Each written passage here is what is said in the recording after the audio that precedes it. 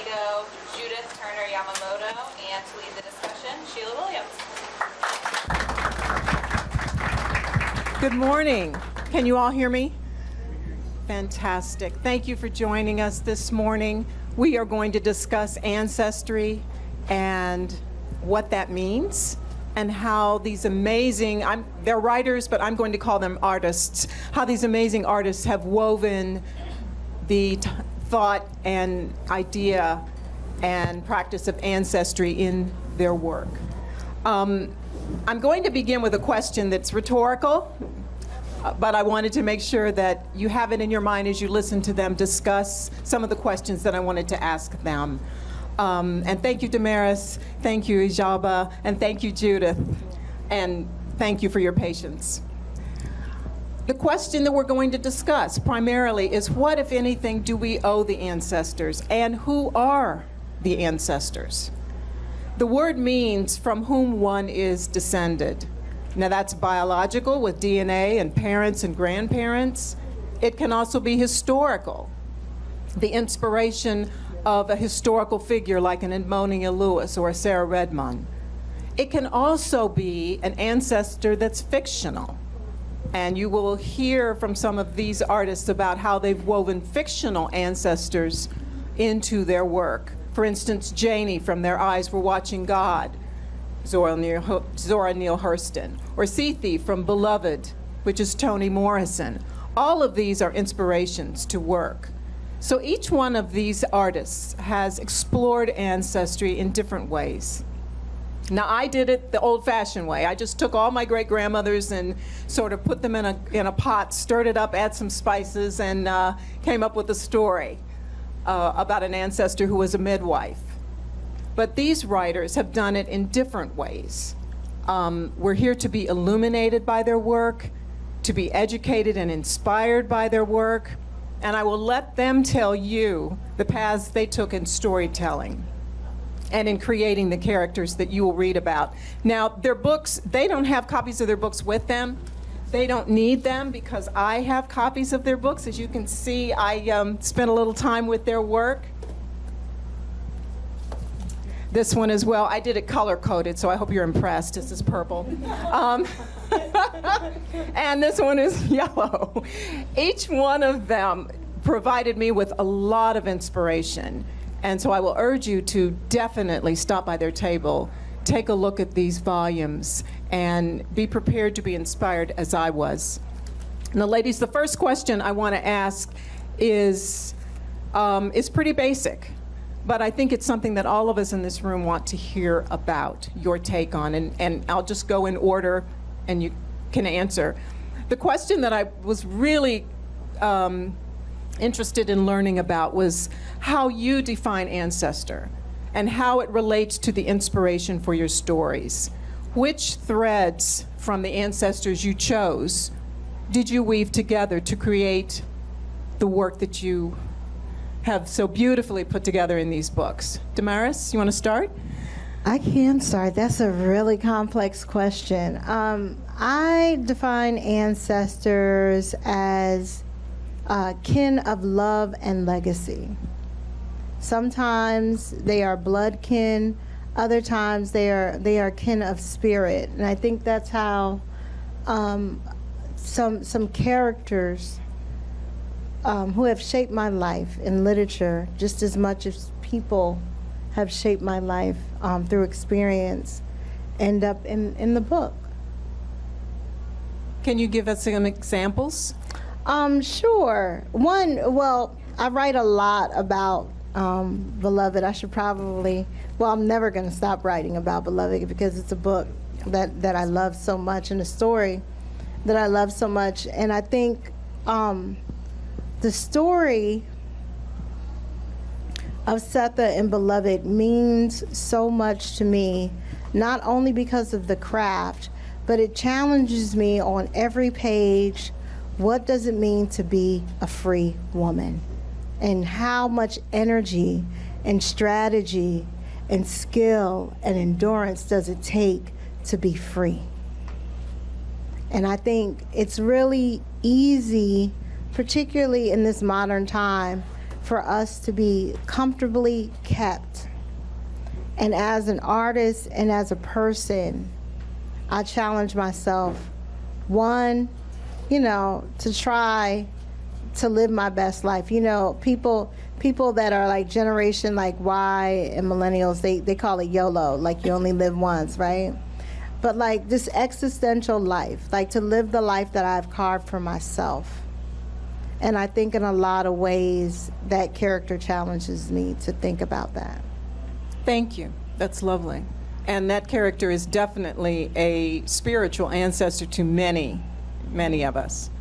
Igiaba, did you want to explore that question as well? Yeah, it's a big question for me. I'm Afro-Italian, so I was born in Rome. My parents came in Italy in 1917 from Somalia. They fled from dictatorship. So when you born black in Italy, you have to create your ancestor in a way, And I try to understand Somalia for a lot of my time, and my family diaspora. What happened in Somalia. Civil war, dictatorship, terrorism. It's not easy, and we lost all the archives in Somalia. So if you want to know your ancestor, it's quite difficult because no photograph, no archives, and so it's quite difficult. And for that reason, I use literature, and I use Afro-American history, because for me, when I try to understand my black identity in Italy, I say, okay, we haven't a language in Italy to express yourself as a black woman, as a black in that time teenager. And I remember that I read Malcolm X, and I say, oh my God, this man speak about, this is my story in a way. It's not my story, but say something to my soul. It's so important. And for that reason, all the black Italians love Afro-American literature, Toni Morrison and James Baldwin. And when James Baldwin say innocence was a crime, and of course he speak about United States, but I think in Italy, because the people, for example, the colonial history of Italy is so bad and so violent, and they don't want to tell us. They say we are the good people, the Italiani, brava gente, and of course innocence was a crime. And James Baldwin told for me something really important and special, and for that reason I write a book about Afro-American women. It's not cultural appropriation, but I'm based from two really character, really figure that live in here in the United States in the 19th century, and went to Italy in 19th century, to my city. So of course Edmonia Lewis was an artist, and Sarah Parker Remond was an abolitionist and activist. For me, they are my ancestor. Of course, it's not blood ancestor, but spiritual as you. So this is important, because you need ancestor give you a language to express yourself, I think, and to understand your identity and your memories. Yeah, I love that, and you just reminded me of a quote that I took from the notes of Igiaba's book. We do not come from nothing. We come from something. We come from the DNA and the biological ancestors, as well as the spiritual ancestors. Judith, when you think of ancestor, what do you think of, and how does it weave its way into your work? Well, first I have to say that I'm humbled to be on this panel, because the time scale of legacy that you all are dealing with in your work it's geological, and mine is really generational. So it's that's how you get to geology. You got to go through those generations. Yes, but I think what our commonality here, we're all women, and we're all writing for healing in our work, and that brings me to my legacy, which is a little more immediate. You could really say I've been writing this book since I was 3. There was a tragic death of an uncle, and it's my first memory. And that memory conflated with later parental infidelities to become loving the dead and gone. So where did I go to write this book? It's interesting, you know, I really ran away from my Southern roots for a really long time. And I'm a class straddler. You know, I came from the working class, and through education, I entered the middle class. And so there's always an unease there. But when I started writing fiction, the first thing I ever wrote, I was asked to write about a place. And I found myself right back in this little person who ran a store up the road from my grandparents. So, and I've stayed there ever since.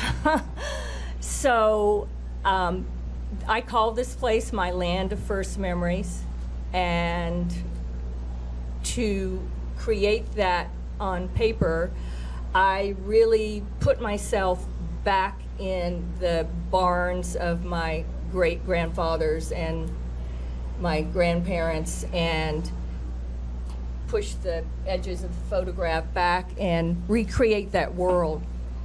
So it's set in the tobacco fields of North Carolina, not the large prosperous ones in the east, but just sort of people doing it as just surviving.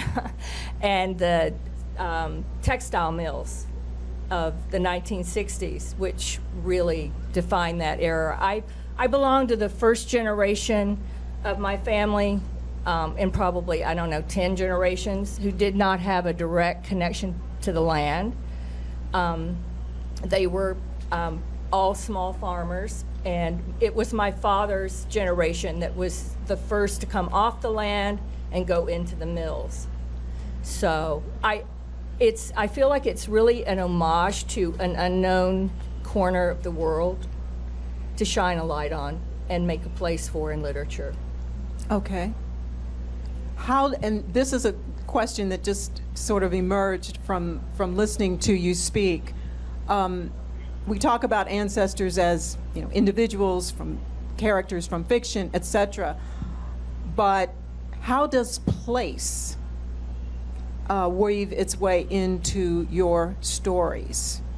And you just spoke to North Carolina, right? Yes. And DaMaris and Igiaba, does a sense of place, because I was reading your work, Igiaba, and thinking, you know, it's set, her book is set in Rome, and of course I'm in Rome. I'm right there, you know, with that place. And DaMaris, you have explored that as well. So I'm going to shut up and just let you answer the question. How does place work into your work? DaMaris, you want to start? Yeah, sure. If it does, in your mind. It does all of the time. So my ancestors are from the eastern part of North Carolina. Some of my ancestors are from Somerset Place, which at one time was the largest plantation in the Upper South. Because that plantation was considered benevolent, so they had like 3 doctors on the plantation.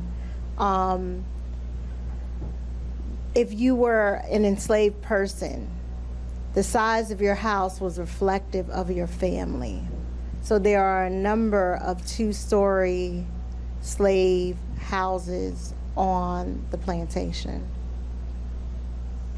Because when abolition happened and the Emancipation Proclamation, and after the Civil War, North Carolina rushed to save all documentation about this place, because this is how they wanted slavery to be remembered.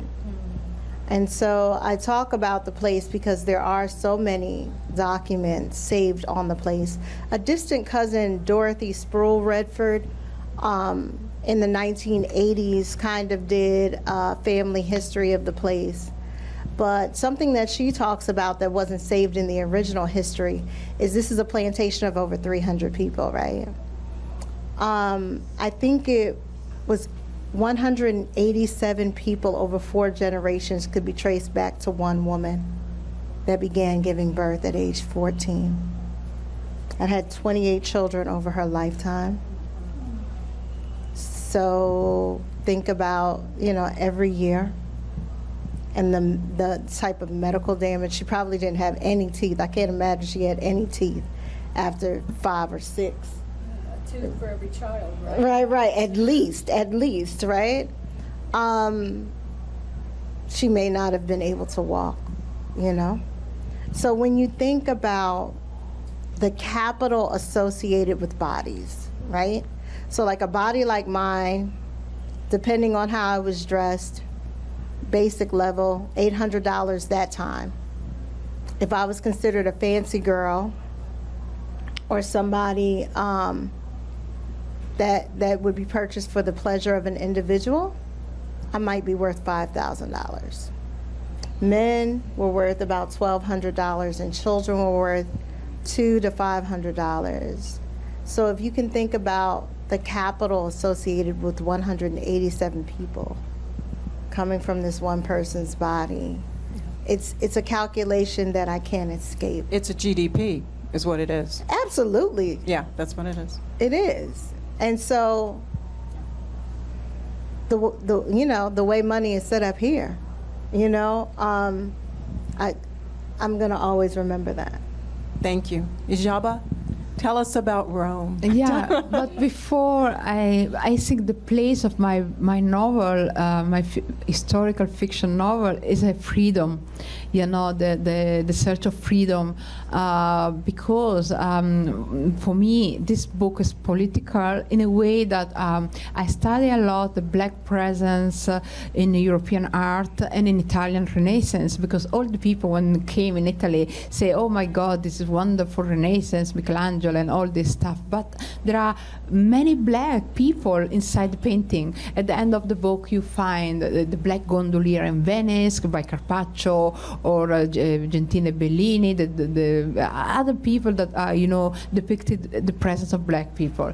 And I do that in that novel, and I use Edmonia and Sara in a way, because something really horrible happened now in Italy, and not only in Italy, in Europe. A lot of migrant people die in the Mediterranean with the boats, and before, if you are African, black African, and you want to came in Europe, you have to pay smugglers, no visa. Smugglers, and the smugglers maybe rape you, kill you, and maybe if you survive all this trouble, maybe you arrive in Europe, but after the boat you have to pay a lot, And I think for this is apartheid, because we all in this room, we have a strong passport, and with our passport we can go everywhere.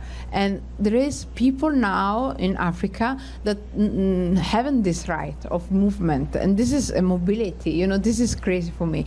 And I create this story, contemporary and 19th century, to speak about that problem in a fictional way.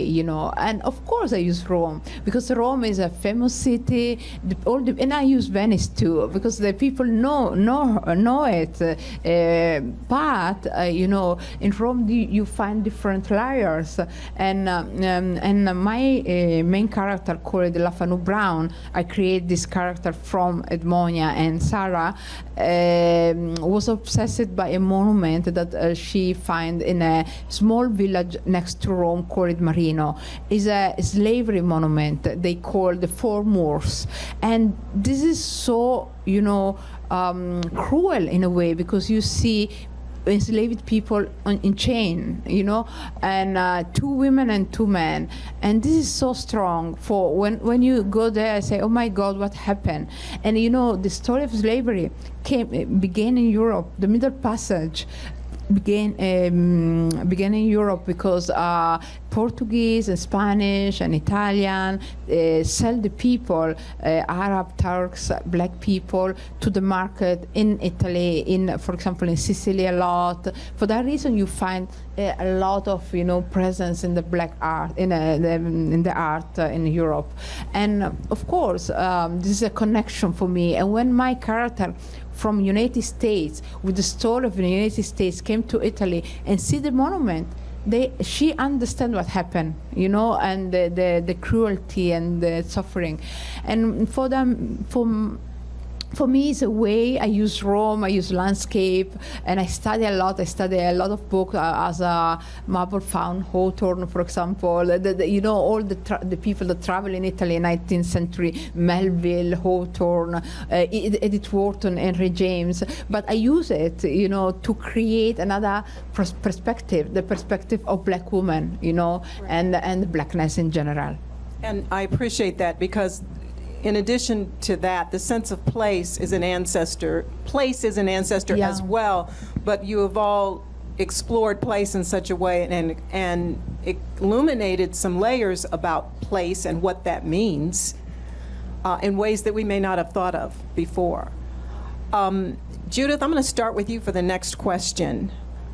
All of these amazing artists have characters in their work that are male and female, but there's a slight tilt towards the female side, and there's some amazing dynamic women in all three of these books. Judith, you've got a great group of women, Orilla, Berta May, Darlene. You want to start with telling us, and my question, I'm diverting from my question, there's a big focus on all of these dynamic women. Was that intentional? I suspect the answer is yes, but since it was intentional, or if it was intentional, explain, what that meant to you in writing these characters, and then we'll come back this way. Well, I think as writers, at least this writer, a lot of emotional work goes into the writing, and it's a way of working things out.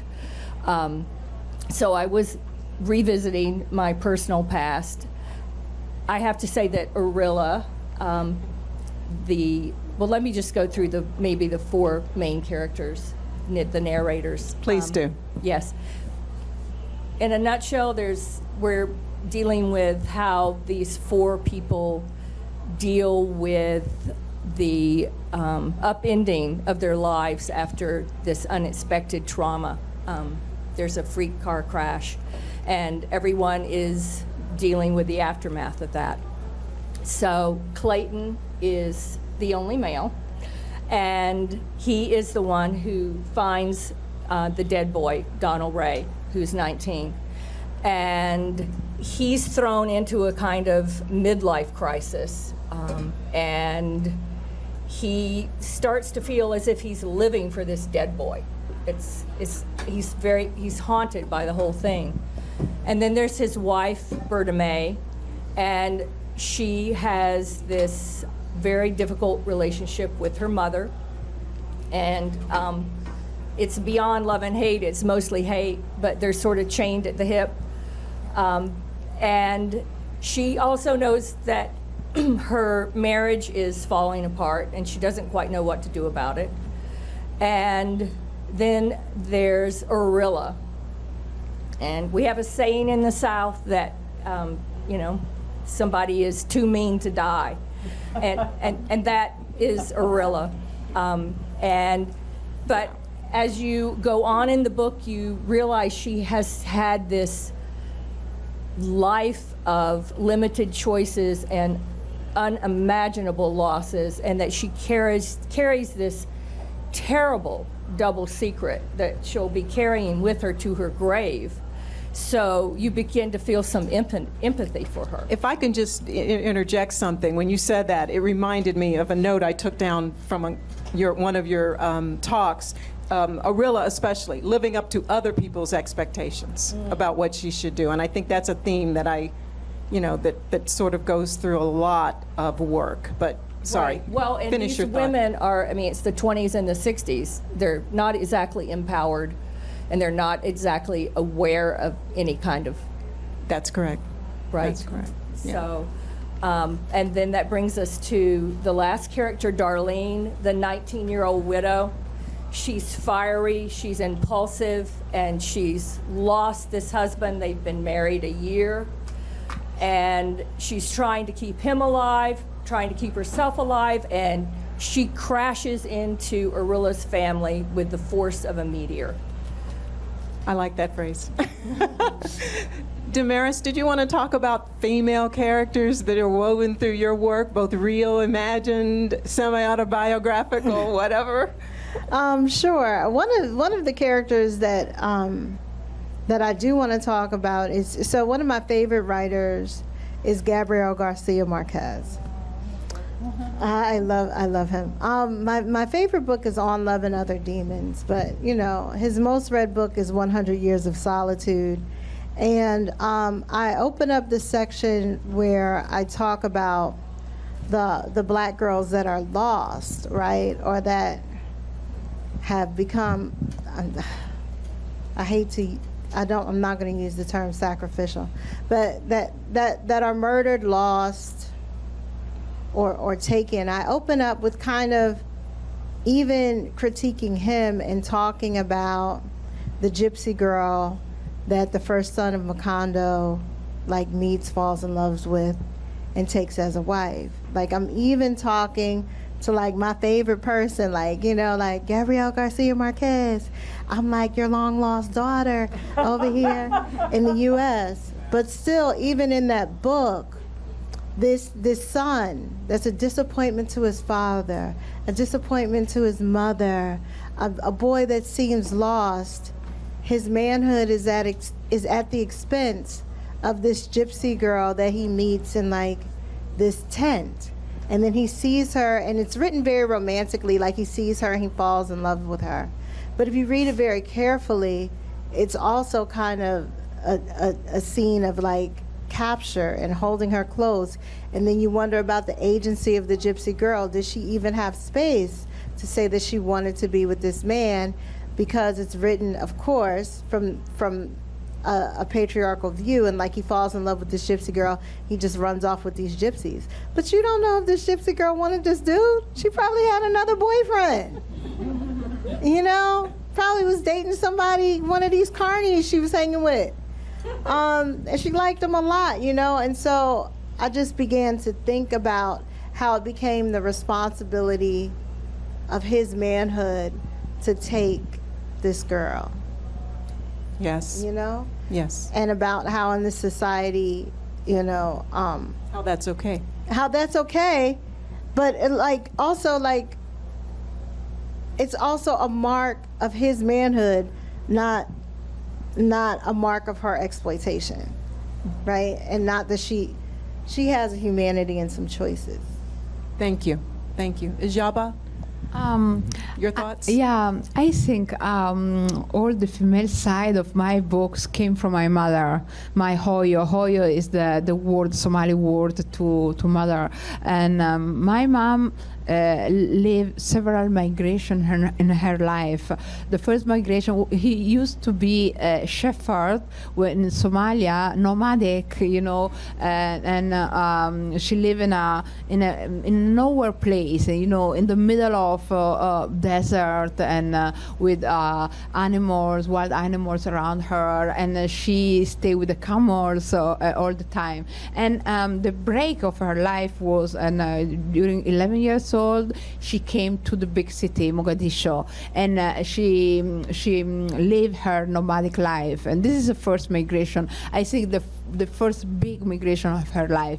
And I know, and then Italy is something easier than you know, live your camels. And I know that this story of my mom stay in all my novels. There is always the character that stay in a countryside or stay in a, you know, in a place with the animals and then change to the city. This is you know, the migration, the inside migration in the country is something really important. You know, you stay, for example, farmer, and then you came to the city, or you know, it's something really. And of course, I live in an environment, my family, the women are so strong, Somali women are so strong because they carry on their shoulders all the civil war. if Somali people survive, and if for the jobs of the women, and because there's 30 years of civil war with terrorism is no easy, and for that reason, in the contemporary part of the color line, I add a Somali doctor, woman Somali doctor that help refugee people that failed the travel to Europe. So for me, in my books, Somali is so important because for the television, for the media, Somali people are poor people and only involved in war, but we have power inside us. Of course, war happened to us, but war sometimes happened to you because the other people sell you weapons, and for that reason, for me, it's so important to show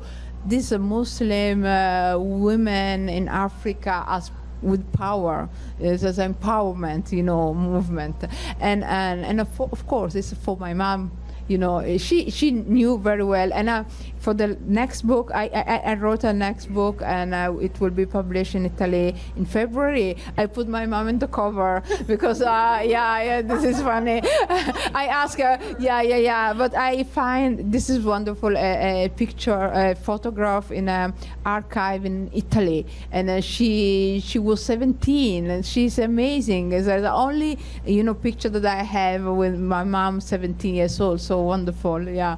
This inspired me a lot. This is because it's a link with Ancestry, Yes, it's a direct link, and I love that. Just the thought that the thread of your, you've got a thread that has your mother's name on it throughout all of your work. Yeah. I think unconsciously, and this may be a big assumption of mine, but I think unconsciously we all do. Whether it's a literary ancestor that's inspiring us, or whether it's family situations, or whether it's mom. Did you ask her if it was okay to use the picture, or did you surprise her? No, she wanted. She was good with it? Yeah, she's good. Oh, that's great. Are we ready for Q&A? Okay. I just wanted to make sure. First, let me thank these artists for being amazing. If you would just give them some applause before we take questions. Are there any questions or comments?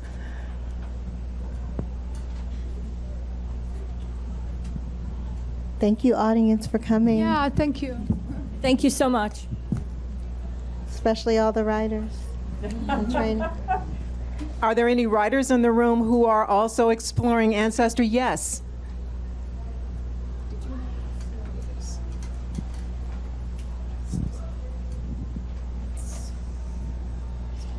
Put me on the spot, okay. So as a new writer myself, louder? Oh, sorry. So as a new writer myself, I'm trying to tap into trying to figure out inspiration. So from your point of view, how did you find inspiration to write your stories? Did you hear the question? Yeah. Okay. Judith, did you want to start? I think it's very important when you're starting out as a writer to take classes and study with writers whose work you respect, and they can serve as a guide through the class curriculum and the exercises, the writing exercises. You need to get to your unconscious, but you need to give your unconscious a place where it has permission to open itself. And I think that one of the best places to do that is through study. Agreed.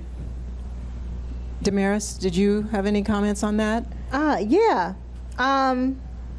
Read 3 times as much as you write. Curate your reading, and always write about what you care about. Some of the best advice that I received, it was from Jane Hamilton, and I thought when I first heard her writing that her voice was so intimate. right? And she said, oh, the key is you only write to one person. Everybody else gets to read it. So when I'm writing books, I think about writing to my nieces, because I know I'm going to give them the most important information. I'm going to be really honest with them and really careful with them. And so I think that helps me to create a type of intimacy. And then finally, you have to have a habit. You have to have a habit. You're not going to feel like writing every day, but you owe it to your writing to return to the writing when you plan to be with it. So I think the habit is just as formative as the passion.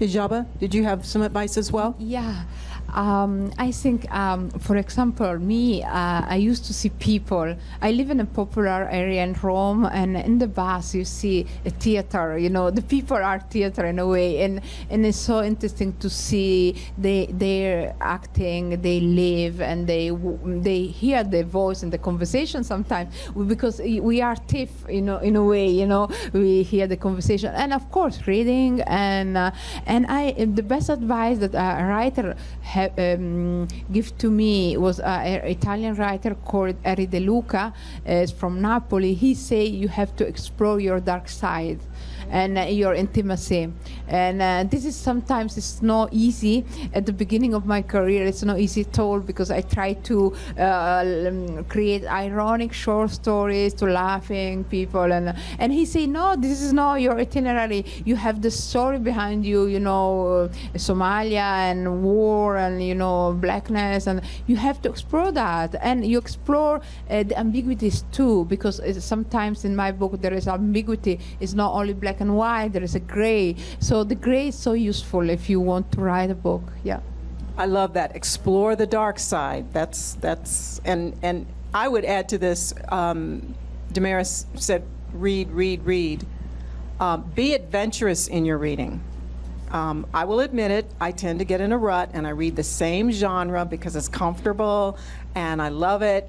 But when you are reading to open yourself up to inspiration, you have to be adventurous. Read in a genre that you don't normally read.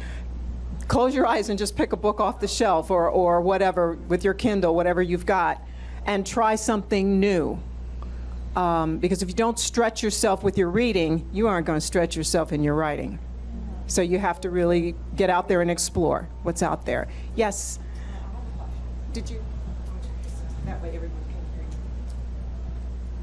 As you all write about and through Ancestry, you undoubtedly encounter a lot of trauma and a lot of pain. I was wondering how you transformed that through your writing into an act of healing.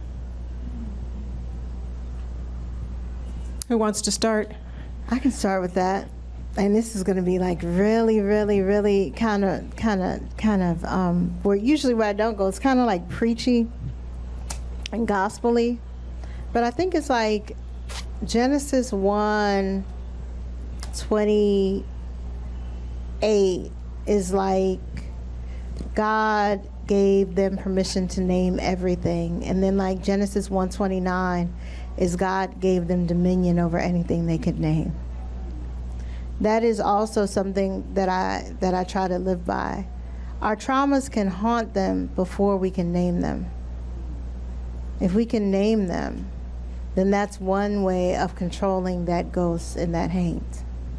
Another way of controlling the ghost and the hate is to then take dominion over it. To actually have a relationship with it in art that may be a type of conjure, right? A spell of holding it.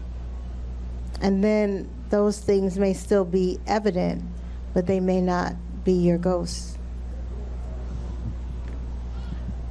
Judith or Igiaba, did you want to comment? Okay, yeah, I think writing is a way to, our medicine to live and understand trauma.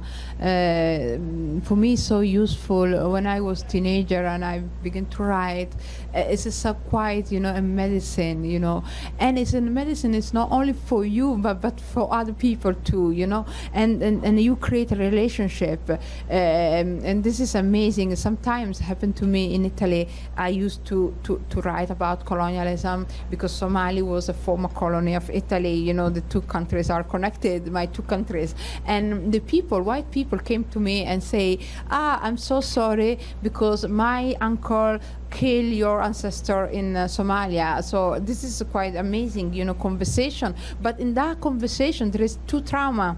The trauma that people that know that her relatives kill people in Africa, and the trauma that the people that their ancestor die for colonialism, and is a way to find common land, you know, to talk again, because we need to live in that society together, and sometimes it's not easy because there are several trauma, and of course we need to talk about the trauma, and of course we are not victim, but we need to do, I think. And we are descended from the survivors. We can't forget that either. Judith, did you have a comment on that as well? Yes, I think, you know, trauma meets us where we are, and you see that with each of the 4 principal characters in Loving the Dead and Gone.